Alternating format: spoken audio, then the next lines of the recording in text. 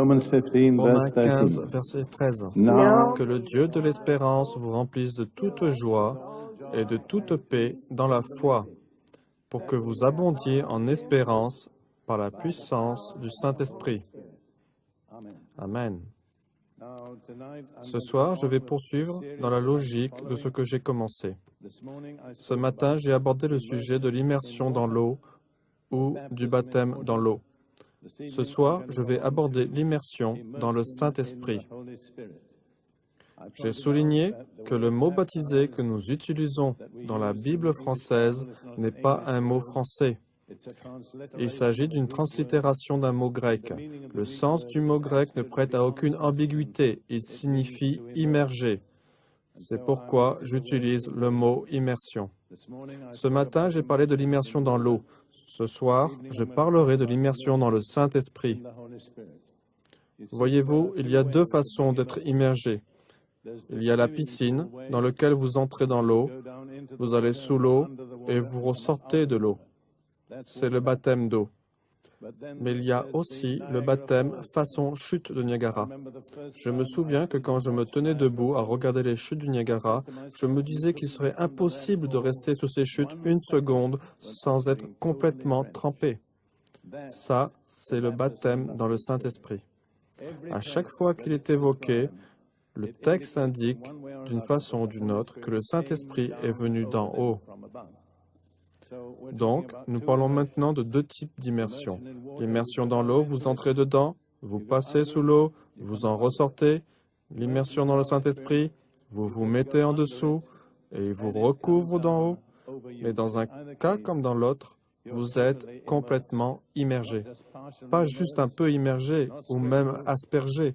Non, totalement immergé. Il est très intéressant de constater que l'introduction aux 4 évangiles mentionne spécialement que Jésus-Christ baptisera du Saint-Esprit. Je crois qu'on n'y a pas assez prêté attention. Je vais lire les passages des 4 évangiles. Matthieu, chapitre 3, verset 11. Jean le Baptiste dit, « Moi, je vous baptise d'eau pour vous amener à la repentance. Mais celui qui vient après moi est plus puissant que moi, et je ne suis pas digne de porter ses souliers. Lui, il vous baptisera du Saint-Esprit et de feu. » Puis dans Marc, chapitre 1, verset 8, nous trouvons là l'introduction. Jean le Baptiste déclare, « Moi, je vous ai baptisé d'eau. Lui, il vous baptisera du Saint-Esprit. » Puis dans Luc 3, verset 16, la version qui se trouve dans l'évangile de Luc, Jean le Baptiste dit, Jean leur répond cela, « Moi, je vous baptise d'eau, mais il vient celui qui est plus puissant que moi, et je ne suis pas digne de délier la courroie de ses souliers. Il vous baptisera dans le Saint-Esprit et le feu. » Et enfin, dans l'évangile de Jean, chapitre 1, verset 33, cela fait partie de l'introduction officielle de Jésus par son précurseur, Jean le Baptiste. Dans chaque introduction, dans chacun des 4 évangiles, il est spécialement mentionné que Jésus baptisera son peuple avec le Saint-Esprit. Dans l'évangile de Jean, l'introduction est un peu plus détaillée. En commençant au chapitre 1, verset 29, le lendemain, il vit Jésus venant à lui, et il dit, « Voici l'agneau de Dieu qui ôte le péché du monde. » Puis il continue en disant au verset 33, « Je ne le connaissais pas, mais celui qui m'a envoyé baptiser d'eau, celui-là m'a dit, « Celui sur qui tu verras l'Esprit descendre et s'arrêter, c'est celui qui baptise du Saint-Esprit. » Et j'ai vu, et je rends du témoignage qu'il est le Fils de Dieu. Ici, Jean dit 3 choses. Voici l'agneau de Dieu, voici le Fils de Dieu, et c'est lui qui baptise du Saint-Esprit. Nous sommes tous si merveilleusement habitués à cette déclaration que Jésus est l'agneau de Dieu, mais il n'en est fait mention que dans un seul évangile, alors que dans les 4 évangiles, il est spécifiquement déclaré que Jésus est celui qui baptise du Saint-Esprit. Autrement dit, c'est l'une des choses les plus importantes qu'il nous faut connaître à son sujet. C'est merveilleux de le connaître en tant que Sauveur, de le connaître comme l'agneau de Dieu. Mais ce n'est pas fini. Il est également très, très important d'arriver à le connaître individuellement et personnellement comme celui qui baptise du Saint-Esprit. Après l'achèvement de son ministère terrestre, après sa résurrection, dans Actes chapitre 1, versets 4 et 5, dans Actes chapitre 1, versets 4 et 5, Jésus répète cette promesse. On ne saurait trop souligner à quel point cette promesse est rappelée dans les évangiles. Dans Actes chapitre 1, versets 4 et 5, il est dit de Jésus. Comme il se trouvait avec eux, il leur recommanda de ne pas s'éloigner de Jérusalem, mais d'attendre ce que le Père avait promis, ce que je vous ai annoncé, leur dit-il, car Jean a baptisé d'eau, mais vous, dans peu de jours, vous serez baptisés dans le Saint-Esprit. Ainsi, Jésus prenait soin de répéter la promesse par laquelle Jean le Baptiste l'avait introduit, à savoir qu'il serait celui qui baptiserait du Saint-Esprit. Presque tous les commentateurs de la Bible s'accordent à dire que l'accomplissement de cette promesse est réalisé dans Actes chapitre 2, versets 1 à 4, le jour de la Pentecôte. Je veux donc lire ce qui est écrit et ensuite considérer en quelques mots ce que cela impliquait. Acte 2, en commençant au verset 1. Le jour de la Pentecôte, ils étaient tous ensemble dans le même lieu. Tout à coup, il vint du ciel un bruit, comme celui d'un vent impétueux, et il remplit toute la maison où ils étaient assis. Des langues semblables à des langues de feu leur apparurent, séparées les unes des autres, et se posèrent sur chacun d'eux. Ils furent tous remplis du Saint-Esprit et se mirent à parler en d'autres langues ou langages, selon que l'Esprit leur donnait de s'exprimer, selon ce que l'Esprit leur donnait de parler. Il y a donc 3 phases successives dans cette expérience. Tout d'abord, il s'agit d'un baptême. Le Saint-Esprit est descendu et les a immergés. Cela a rempli tout le lieu où ils se tenaient assis. Ils ont été immergés d'en haut. Deuxièmement, chacun d'eux a été individuellement rempli du Saint-Esprit. Ce n'était pas seulement une expérience collective, mais c'était une expérience dans laquelle chacun avait sa part. Et troisièmement, il y a eu une inondation, un débordement surnaturel venu du trop-plein de l'intérieur. Ceci s'accorde avec ce qui est dit dans Matthieu chapitre 12, verset 34.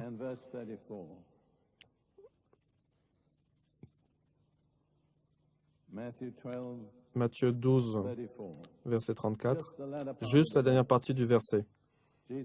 Jésus dit, « Car c'est de l'abondance du cœur que la bouche parle. » J'illustre cela en disant que quand votre cœur est plein, il déborde de paroles de votre bouche. Il y a de nombreux passages dans le Nouveau Testament qui parlent de personnes remplies du Saint-Esprit. J'ai examiné chaque passage, et à chaque fois, ce qui se passait, c'est que la personne parlait, prophétisait, parlait en langue ou autre. C'est un principe universel. C'est de l'abondance du cœur que la bouche parle. Quand le cœur est rempli jusqu'à déborder, alors le débordement se produit par les lèvres, au travers des paroles. Et c'est ce qui s'est passé le jour de la Pentecôte. Lorsqu'ils furent remplis, ils se mirent à parler en d'autres langues, selon que l'Esprit leur donnait de parler. Il est très important de comprendre qu'il s'agit de quelque chose pour lequel Dieu et l'homme doivent coopérer. Dieu les a remplis, mais ce sont eux qui se sont mis à parler. Le Saint-Esprit n'est pas celui qui parle, ce sont eux qui ont parlé. Le Saint-Esprit, lui, leur a donné la langue. J'ai rencontré tellement de personnes, j'ai passé de nombreuses années dans le mouvement pentecôtiste, qui venaient me dire, « Frère Prince, je veux que Dieu fasse la même chose pour moi. » J'en ai rencontré un qui m'a dit, « J'ai attendu pendant 25 ans. » Il me dit, « J'attends que Dieu fasse la même chose. » Vous pouvez attendre le reste de votre vie, car ce n'est pas biblique. Dieu fera sa part. Vous aurez à faire la vôtre. C'est vous qui parlez. et Dieu donne la langue. Mais ce n'est pas Dieu qui parlera. Ils se sont tous mis à parler comme le Saint-Esprit leur donnait de parler. Laissez-moi vous dire qu'il est vrai qu'ils ont attendu et patienté jusqu'au jour de la Pentecôte où le Saint-Esprit est descendu. Après cela, il n'y a aucun récit comme quoi quelqu'un aurait dû attendre le Saint-Esprit. Il avait été donné et ensuite, quand il priait et que les conditions étaient remplies, il recevait immédiatement le Saint-Esprit. Je tiens à affirmer à chacun d'entre vous ce soir que si vous remplissez les conditions, j'aborderai ce point un peu plus tard, et que vous êtes assoiffés, vous pouvez être rempli ce soir même. Si vous ne l'avez jamais reçu, cette nuit, c'est le moment. Nous y reviendrons plus tard. Je voudrais maintenant insister sur la façon dont l'apôtre Paul en parle. Dans 2 Corinthiens, chapitre 1, verset 22, il dit, 2 Corinthiens, chapitre 1, verset 22, nous allons lire le verset 21 également. C'est Dieu lequel nous a aussi marqués d'un sceau et a mis dans nos cœurs les arts de l'Esprit. Paul dit deux choses. Le Saint-Esprit est un sceau et c'est aussi un dépôt. Dans Éphésiens chapitre 1, verset 14, il utilise un langage similaire. Mais ceci vous identifie publiquement comme lui appartenant. Il appose son sceau officiel sur vous. Je ne sais si l'un d'entre vous peut se souvenir des jours où l'on envoyait des courriers en recommandé où il fallait poser un cachet de cire chaude. Vous souvenez-vous de cela?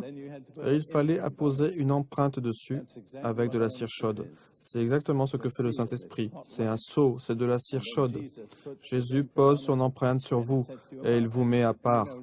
Et vous savez que votre courrier en recommandé bénéficie d'un traitement particulier. Après ça, on fait plus attention à lui. Quand vous avez été baptisé du Saint-Esprit, vous êtes comme un courrier en recommandé. Le bureau de poste du ciel vous prête une attention toute spéciale. Le second mot est acompte ou dépôt. Et ceci, il se trouve que je suis très intéressé par les langues, cela devient très intéressant. En hébreu, le mot est arban. En arabe, c'est arbon. En swahili, araboni. En bref, le même mot se retrouve tout le temps.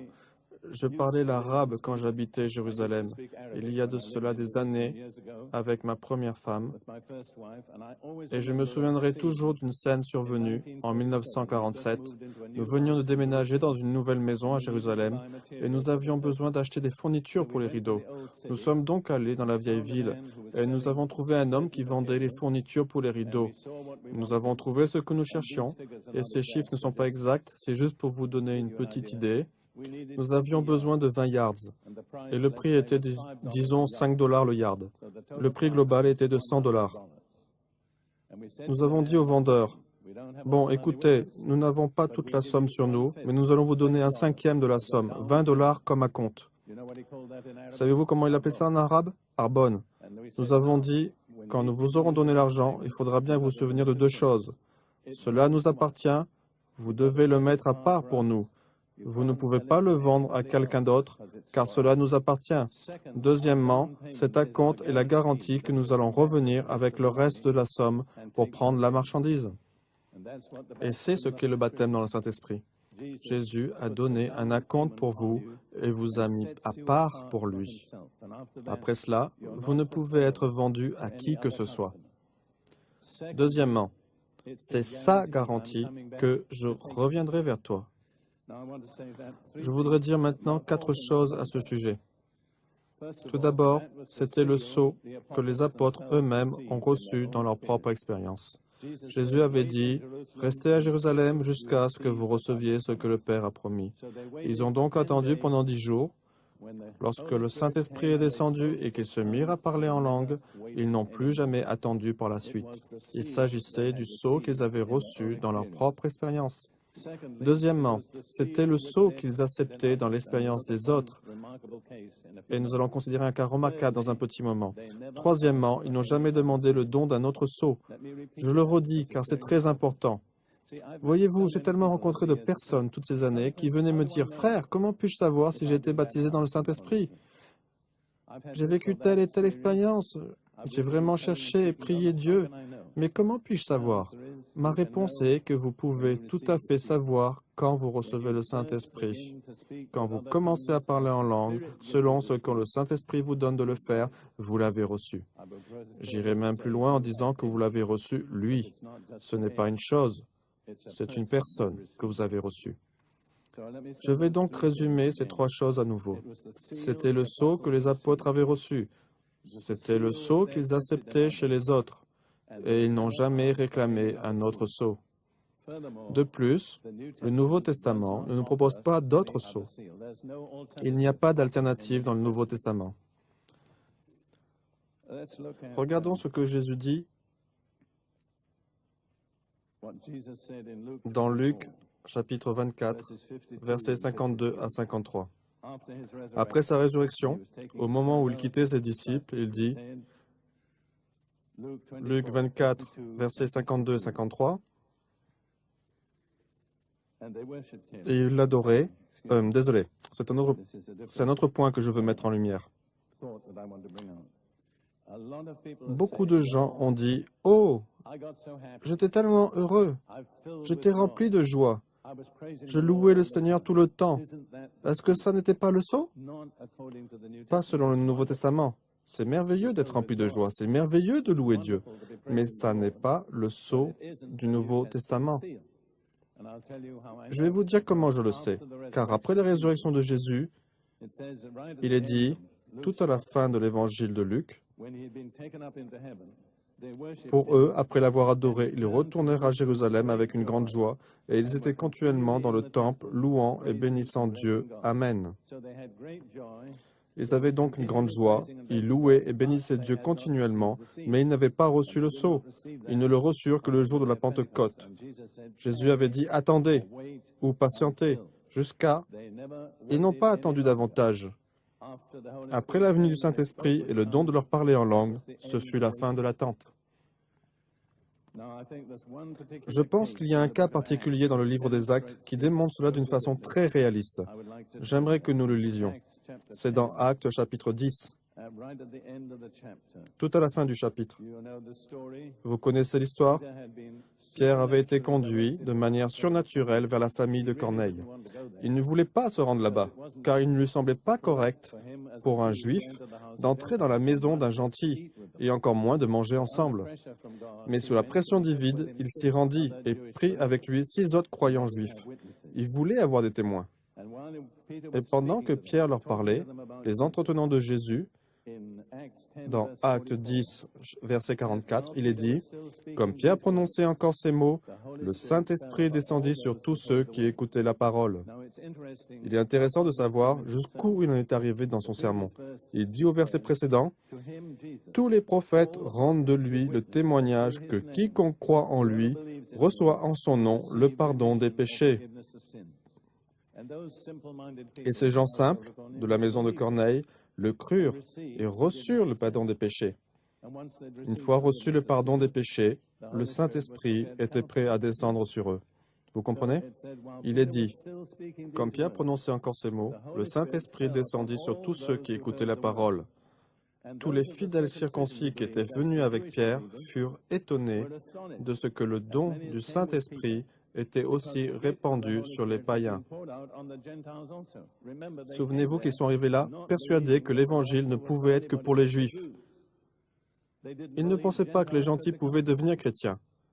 Mais quand ils les ont entendus parler en langue, ils dirent, « C'est donc ça, on ne peut rien contre ça. » Pourquoi ont-ils cru? Il est dit, « Car ils les entendaient parler en langue et glorifier Dieu. » Ils n'avaient aucune autre preuve et ils n'en demandèrent aucune autre. Certaines personnes de nos jours pourraient demander, ils auraient dû laisser en suspens tout cela et attendre 6 semaines pour voir s'ils portaient vraiment du fruit. Mais ils ne l'ont pas fait. Voyez-vous, on ne parle pas de fruits. On est en train de parler de dons. Ce sont 2 choses différentes, chacune étant très importante. Un don est donné en une seule fois. Les fruits arrivent dans un lent processus de maturation. Certains d'entre vous viennent juste de fêter Noël. Et sans doute, certains d'entre vous ont eu un arbre de Noël. Oui? Et sur votre arbre de Noël ou en dessous, vous avez placé vos cadeaux. Et les gens à qui vous offriez vos cadeaux se sont approchés, ont pris le cadeau et l'ont reçu. C'est tout. Un cadeau est reçu en une seule fois. À l'opposé, un fruit pousse sur un arbre fruitier, pas sur un arbre de Noël. Ça prend du temps. C'est tout un processus. Ne vous méprenez pas. Un fruit est extrêmement important, mais ne confondez pas un fruit avec un don. Ce dont nous parlons, c'est du don du Saint-Esprit, quelque chose que l'on peut recevoir en une seule fois. Et donc, quand Pierre répondit aux gens de la maison de Corneille, « Peut-on refuser l'eau du baptême à ceux qui ont reçu le Saint-Esprit aussi bien que nous ?» Autrement dit, il n'a fait aucune différence entre ces personnes et ce qui s'était passé le jour de la Pentecôte. Plus tard, alors qu'il faisait un rapport à ses frères juifs qui le critiquaient de s'être rendu chez un gentil et de lui avoir parlé, Pierre dit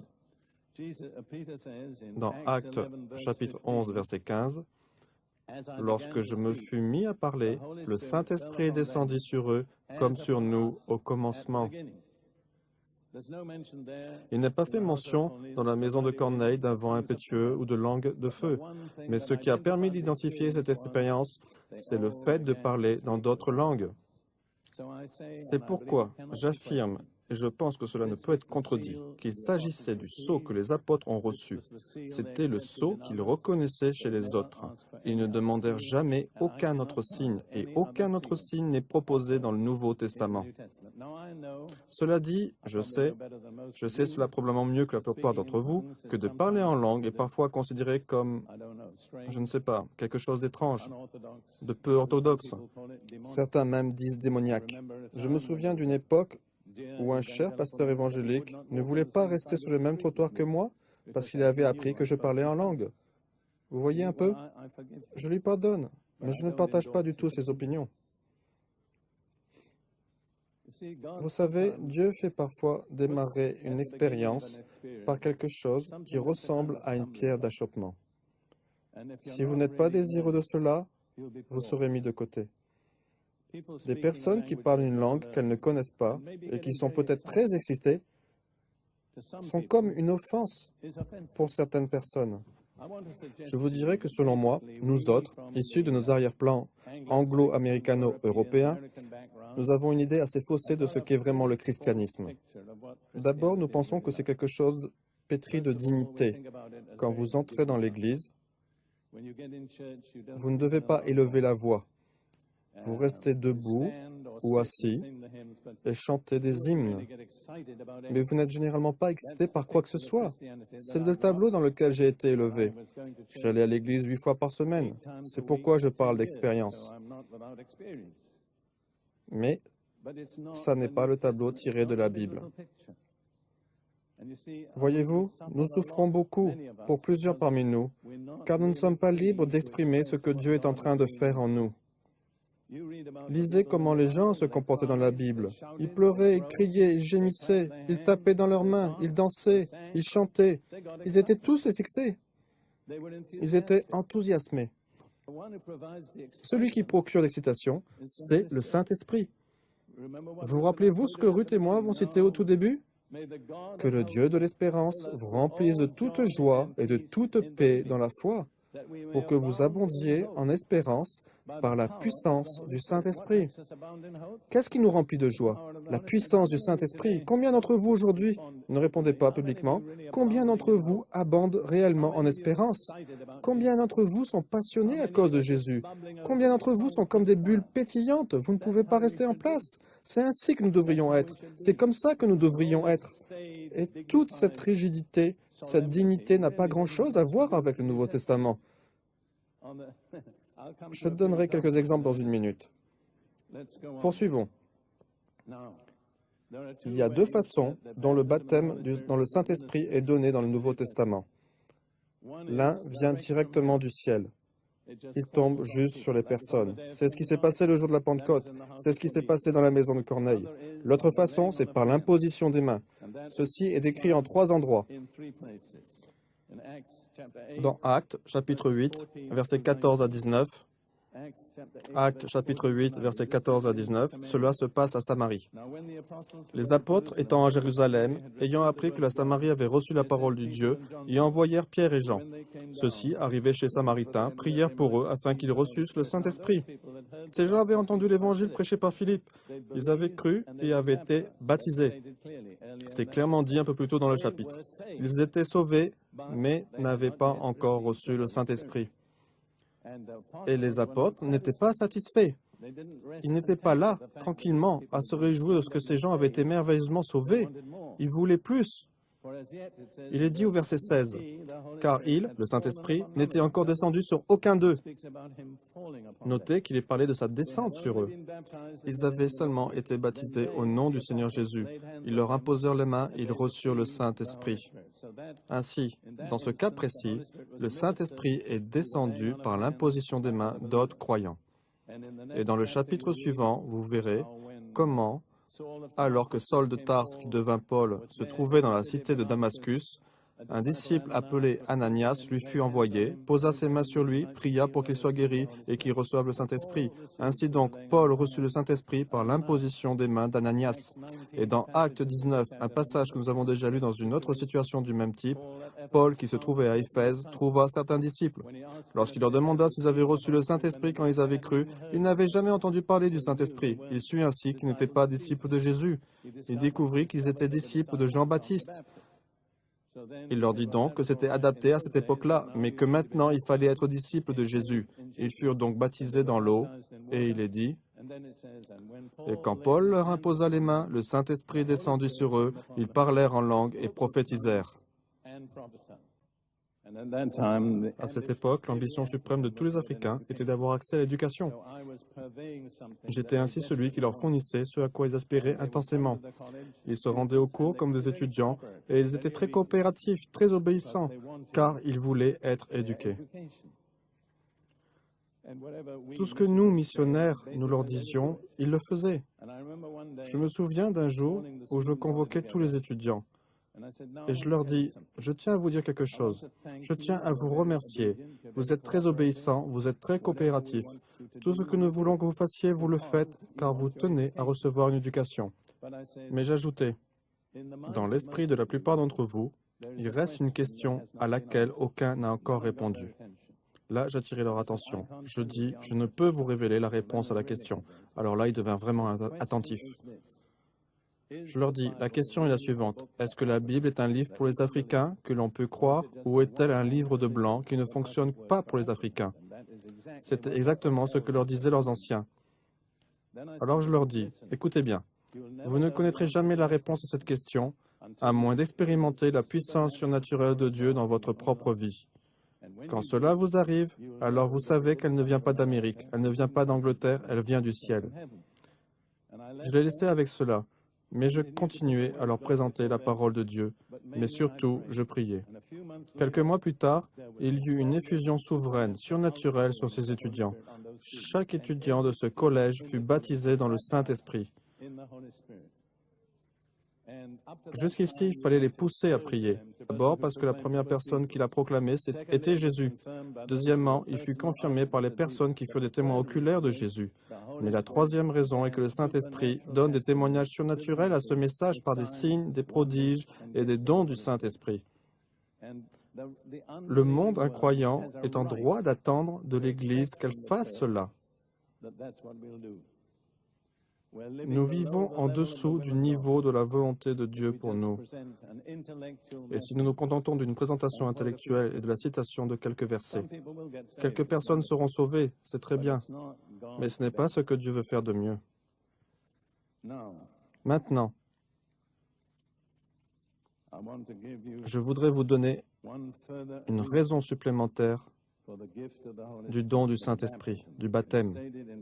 Cela est évoqué dans 1 Corinthiens, chapitre 12. 1 Corinthiens, chapitre 12, verset 13. Il s'agit du verset le plus mal compris de tout le Nouveau Testament. En réalité, c'est mal traduit. Et c'est mal traduit parce que les traducteurs avaient une idée préconçue de ce que Paul essayait de dire. Je dois préciser que j'ai appris le grec depuis l'âge de 10 ans. Je suis tout à fait sûr de moi quant à la justesse de ce que je vais dire. Si ce n'était pas le cas, je ne m'avancerais pas à le dire.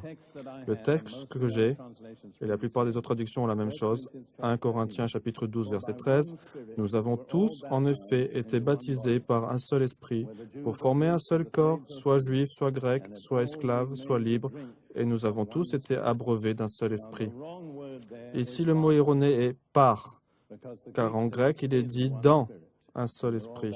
Nous avons été baptisés au sein d'un même corps. Il n'y a aucune suggestion nulle part dans le Nouveau Testament que le Saint-Esprit ait jamais baptisé les gens. Les gens sont baptisés dans le Saint-Esprit, mais le Saint-Esprit ne baptise personne. Nous sommes nés de nouveau du Saint-Esprit, ce qui nous amène au sein du corps. Le mot souligné ici est le mot « un seul ». Ce que Paul explique, c'est que le but du baptême, c'est de créer l'unité dans le corps. Dans un seul esprit, nous avons été baptisés au sein d'un seul corps. Il nous est donné à tous de boire à un seul esprit. 3 fois, il utilise le mot « un seul ». Vous voyez, j'ai souligné auparavant, en ce qui concerne l'expression « baptisé dans » et « en », que quand vous êtes baptisé, vous l'êtes dans quelque chose et en quelque chose.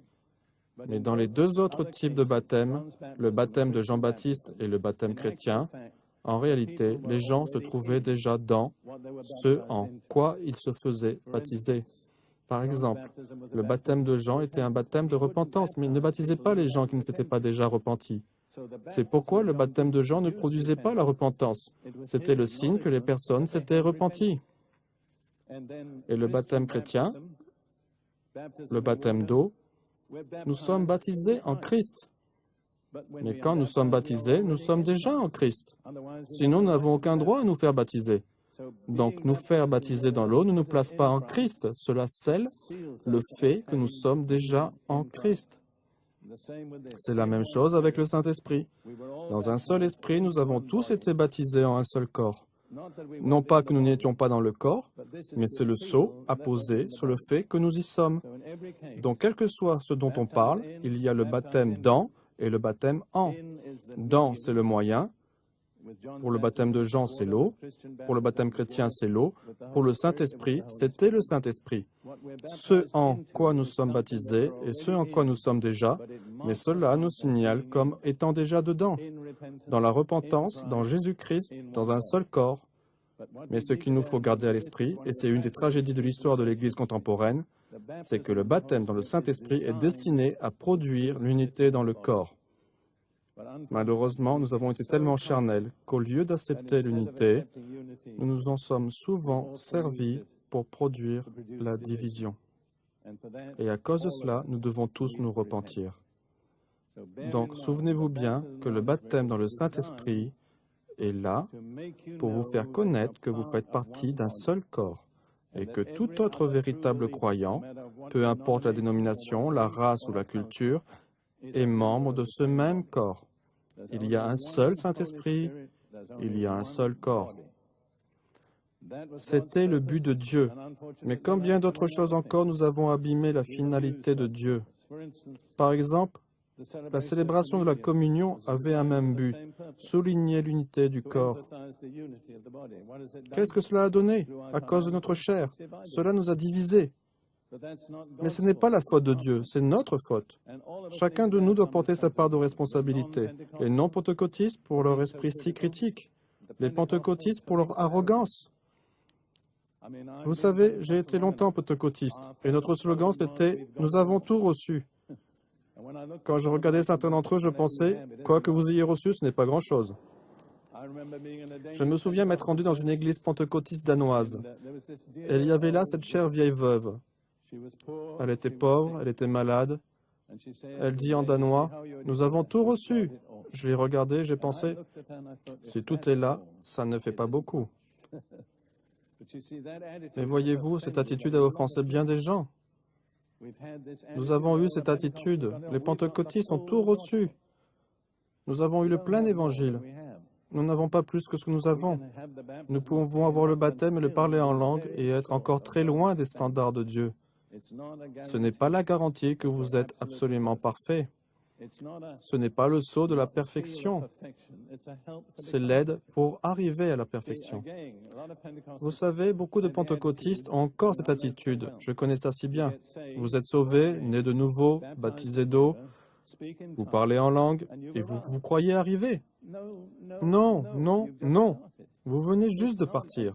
Ce n'est pas le but, c'est le chemin.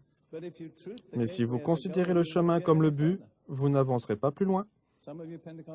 Certains d'entre vous, pentecôtistes, feraient bien de prêter un peu attention à tout ceci.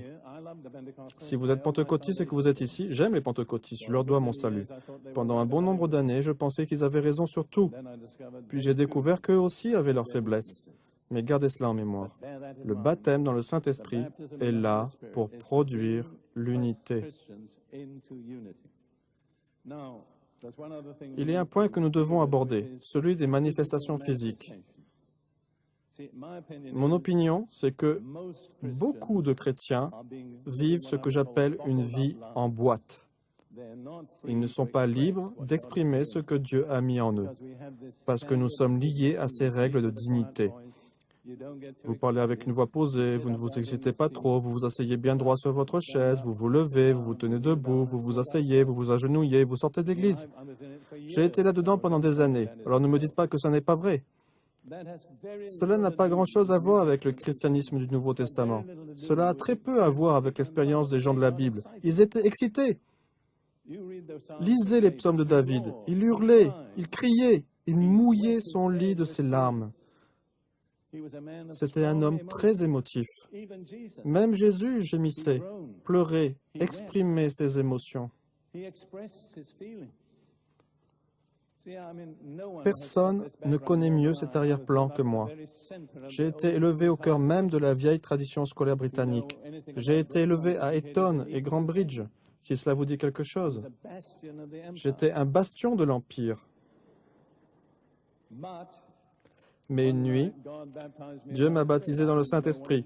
Je ne savais pas ce que c'était. Je n'allais pas à l'église. Ça s'est passé dans un baraquement de l'armée.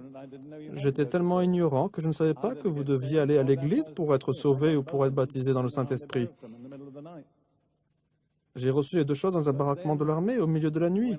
Mais alors, quand j'ai commencé à aller à l'église, je me suis rendu compte que les gens ne faisaient pas de place à Dieu. Je ne suis pas spécialement émotif.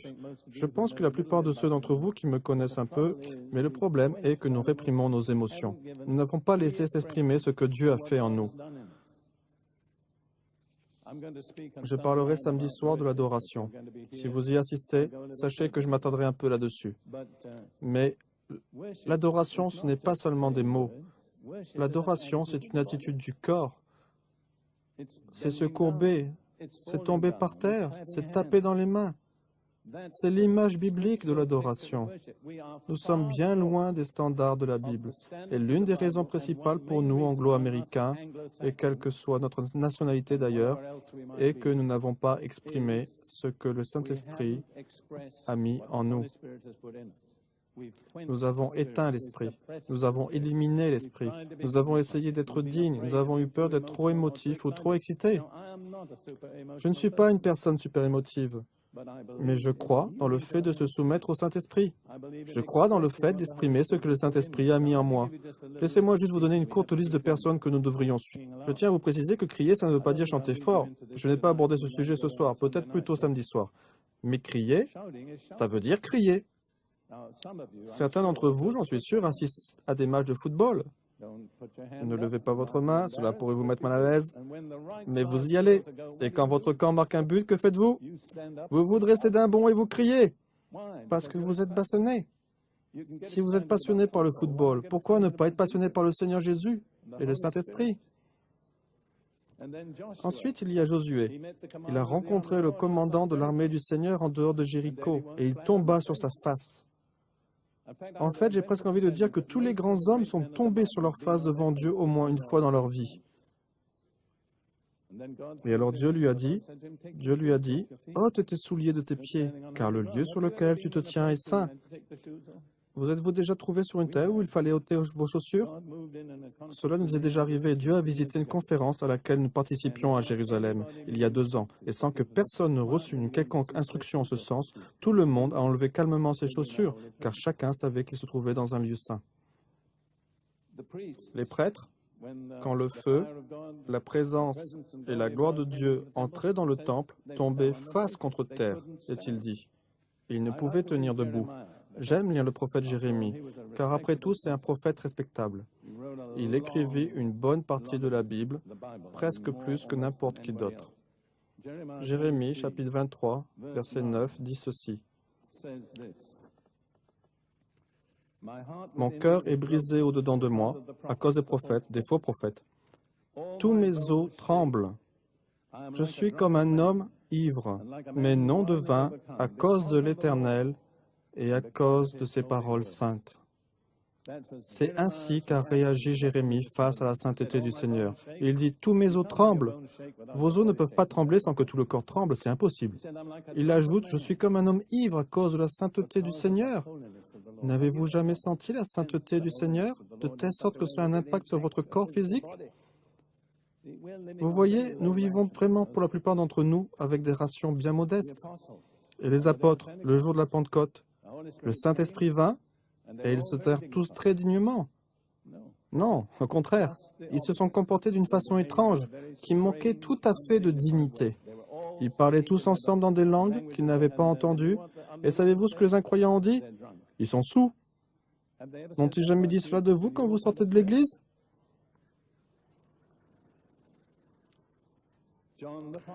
L'apôtre Jean a rencontré Jésus dans une vision, et il est tombé à ses pieds comme mort. Il y avait une puissance qui le submergeait. Je n'étendrai pas la liste aux autres hommes, car je veux maintenant arriver au point vital de tout ceci. Le temps me manque comme toujours. Il y a 7 exigences à remplir pour recevoir. Je vais les résumer brièvement. Numéro 1, se repentir. Acte 2, verset 38, repentez-vous et soyez baptisés. Numéro 2, être baptisé. Soyez baptisés et vous recevrez le Saint-Esprit. Numéro 3, être assoiffé. Jésus a dit, si un homme a soif, qu'il vienne à moi et qu'il boive. Numéro 4, venir à Jésus. C'est le seul qui baptise dans le Saint-Esprit. Si vous voulez ce baptême-là, il faut venir au baptiseur. Numéro 5, demander. Jésus a dit, « Si vous, méchants comme vous êtes, savez donner de bonnes choses à vos enfants, combien plus votre Père Céleste donnera-t-il le Saint-Esprit à ceux qui le lui demandent ?» Beaucoup de chrétiens disent, « Eh bien, si Dieu veut me donner le Saint-Esprit, je suppose qu'il le fera. Je n'ai pas besoin de demander. » En fait, Jésus dit que vous devez vraiment demander. Il dit que votre Père Céleste donnera le Saint-Esprit à ceux qui lui demandent. Et enfin, il faut recevoir. Recevoir est l'équivalent de boire. Et finalement, et c'est ce qui est difficile pour beaucoup, il faut soumettre le membre indiscipliné de votre corps, celui qui ne se contrôle pas, la langue. Le contrôle de la langue par le Saint-Esprit est la preuve qu'il est entré et qu'il a pris le contrôle. Vous savez, dans la Bible, la langue est appelée « ma gloire ».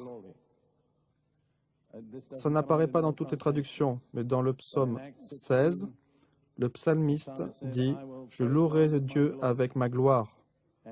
Pierre a cité cela dans Acte 2, verset 26, et il dit « Je louerai Dieu avec ma langue ». Votre langue est votre gloire. Vous saviez cela? Vous savez pourquoi?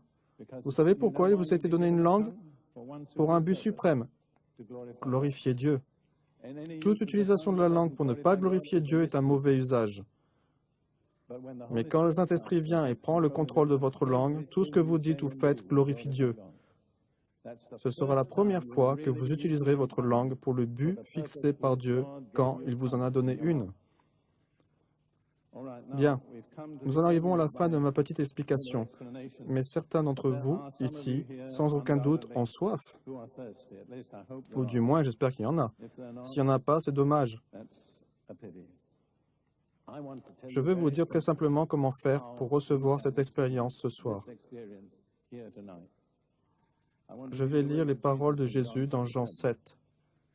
Il dit, « Si quelqu'un a soif, qu'il vienne à moi et qu'il boive.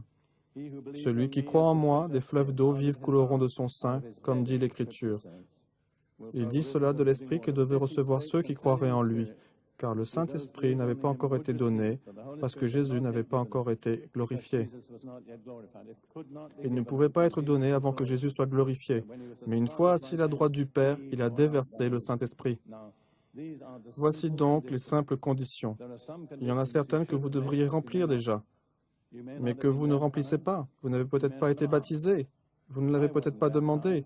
Je n'étais pas baptisé. Je ne savais même pas que l'on pouvait être baptisé. Je ne l'avais pas demandé. Mais Dieu m'a rempli du Saint-Esprit. J'ai ressenti cette étrange sensation dans mon ventre et je savais que c'était dans mon ventre. Je me suis dit intérieurement, mais qu'est-ce que c'est? La phrase m'est venue à l'esprit, parler avec d'autres langues. J'ai pensé, qu'est-ce que cela a à voir avec le fait de parler en langue? Puis j'ai dit à voix haute, seul dans ma chambre, Dieu, si tu veux que je parle en langue, je suis prêt à le faire. Alors cette chose, qui était dans mon ventre, est remontée à travers ma poitrine jusqu'à ma gorge, et ma langue s'est mise à bouger.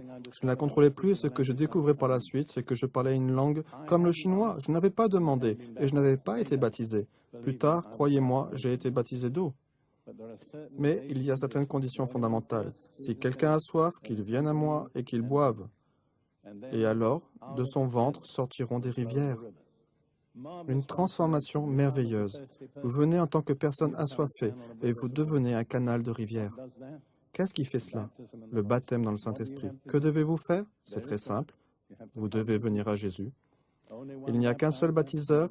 Venez au baptiseur pour recevoir le baptême. Il vous faut boire. C'est là que les gens religieux ont un problème. C'est trop simple.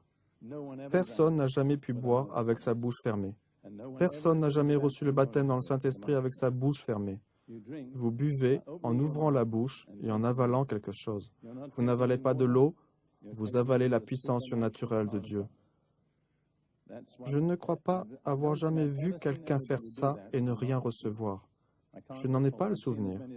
J'ai vu jusqu'à 3000 personnes recevoir en une seule expérience, mais ils ont bu. Et après avoir bu, il y a le débordement. Souvenez-vous, c'est de l'abondance du cœur que la bouche parle. C'est là qu'il vous faut avoir la foi, parce que le Saint-Esprit ne va pas parler à votre place. Vous devez parler en même temps que le Saint-Esprit vous donne les mots. C'est un pas de foi, mais sans la foi, il est impossible de plaire à Dieu. Je suis prêt à conduire qui que ce soit ici présent, n'importe qui ici, dans une simple prière ce soir, ici même, si vous voulez recevoir cette expérience merveilleuse surnaturelle. Rappelez-vous bien que nous ne vous demandons pas de quitter une église ou de joindre une église. Ce n'est pas ce que nous recherchons. Nous voulons vous faire saisir que vous avez besoin de ce dont les apôtres avaient besoin, ce dont l'Église primitive avait besoin.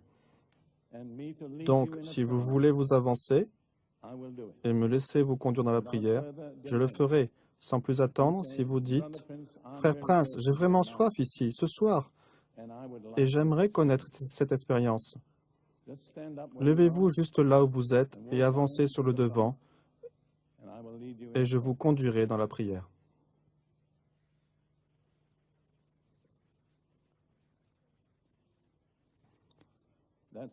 C'est merveilleux. Est-ce que quelqu'un pourrait bouger ces chaises-là, vous pouvez?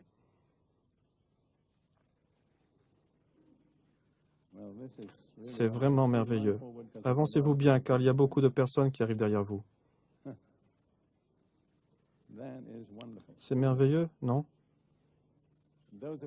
Ceux d'entre vous qui ont déjà reçu ce baptême, s'il vous plaît, commencez à prier pour ces personnes. Priez pour moi également. Venez un peu plus près devant, n'ayez pas peur, je ne mords pas.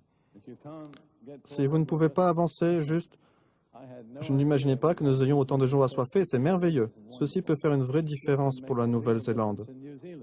Si vous tous ici, vous êtes remplis du Saint-Esprit, qui sait ce qui peut arriver pour la Nouvelle-Zélande? Amen. J'attends, car il y a encore des personnes qui arrivent. Eh bien, je n'aurais jamais cru qu'il y aurait autant de monde. C'est excitant. Je me réjouis vraiment.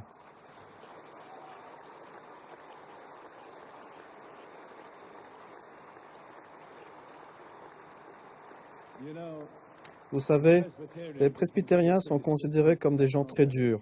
Ce n'est pas vrai de tous. Mais savez-vous quelle est la déclaration de foi des presbytériens? Le devoir suprême de l'homme est de glorifier Dieu et de se réjouir en lui pour toujours. Combien d'entre vous se réjouissent en lui? Dieu veut que l'on se réjouisse en lui. Il nous aide à nous réjouir en lui. Ceci vous donnera une nouvelle compréhension du fait de se réjouir en lui. Maintenant, écoutez bien. Vous n'êtes pas venu au frère Prince. Je ne suis pas celui qui baptise. Vous êtes venu à Jésus. Mais je vais vous donner une prière très simple par laquelle vous vous présentez à Jésus comme un candidat au baptême. Vous venez à lui. Juste votre langue. Commencez à parler. Vous n'avez pas besoin de crier, mais vous devez parler suffisamment clairement pour être sûr que vous l'avez bien dit. C'est bien, plusieurs d'entre vous sont déjà en train de parler. Parlez un peu plus fort.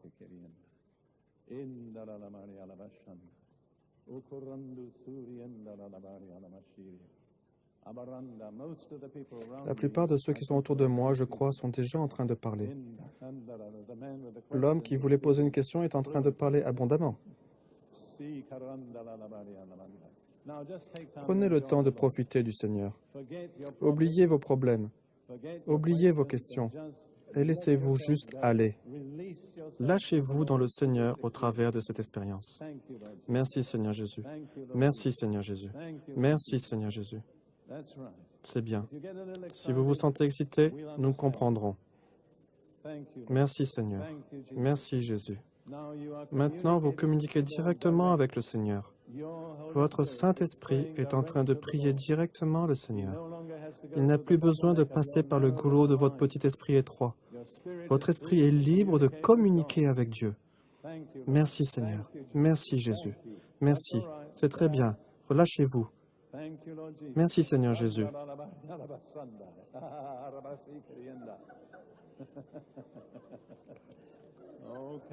Bien, alléluia. Merci Seigneur. Merci Seigneur. Amen. La Bible dit que le Seigneur ne jettera pas dehors un homme parfait jusqu'à ce qu'il ait rempli sa bouche de rire, ses lèvres de cris de joie.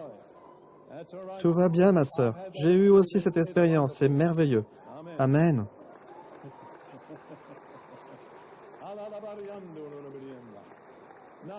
Maintenant, comment cela se passe-t-il pour les autres personnes qui parlent en langue?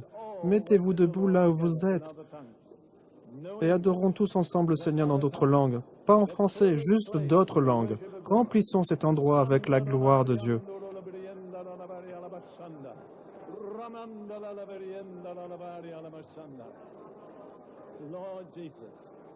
Seigneur Jésus, nous t'adorons. Nous t'adorons, Jésus. Tu es notre Seigneur, tu es notre Dieu, tu es notre Sauveur. Nous n'adorons que toi.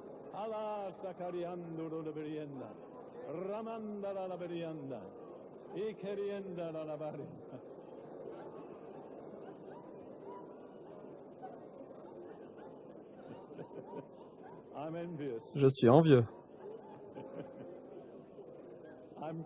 Je suis très jaloux. J'ai déjà eu cette expérience, il n'y a rien de tel. Si vous avez envie de rire, ne vous en empêchez pas. C'est parfaitement biblique. Dieu ne jettera jamais dehors un homme parfait jusqu'à ce qu'il remplisse votre bouche avec du rire, votre langue avec des cris de joie. Merci Seigneur Jésus, merci, merci, merci. Oubliez votre dignité juste un petit moment. Soyez excités. Merci, merci, merci. Alléluia. Merci, merci Seigneur Jésus. Merci, merci. Jésus n'a pas dit que ce serait une flaque d'eau. Il a dit que ce serait des rivières. Alors allez-y, laissez couler, ne coupez pas le débit. Soyez vraiment libres ce soir. Soyez certains d'avoir loué Dieu en d'autres langues. Ne partez pas d'ici avec le moindre doute dans votre esprit.